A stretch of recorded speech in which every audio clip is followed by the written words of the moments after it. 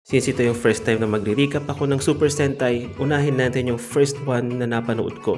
Jodenshi Bioman is the 8th installment of the Super Sentai series. Umere ito sa Japan noong February 1984. Nagkaroon ito ng English dub at lumabas sa Pilipinas noong 1988. Basically, ang story nito is ang Biorobot kasama si Peebo ay nanggaling sa planet Bio noong 15th century.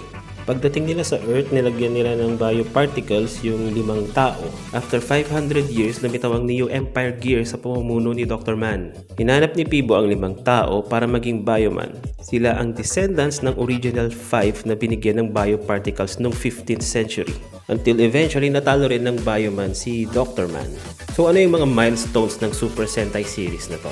Ang Chodenshi Bioman ay ang unang Super Sentai team na merong 2 babaeng members, si Yellow 4 at si Pink 5.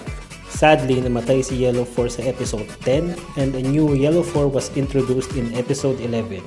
Also, si Bioman pa lang hanggang ngayon ang Super Sentai na walang normal-sized na kalaban. Hindi katulad nung iba na merong normal size, pag natalo nila, lalaki tapos yung giant robot na yung tatalo. Kung meron bang makakalaban ng Bioman bago nila gamitin yung super robot nila, si Biorobot, generic yung mga mecha clones. Ang Bioman din ang unang Super Sentai team na nagkaroon ng prototype 6th member.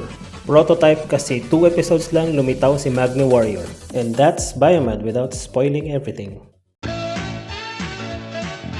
あいつはニコリ微笑んで危険の中にかけてゆ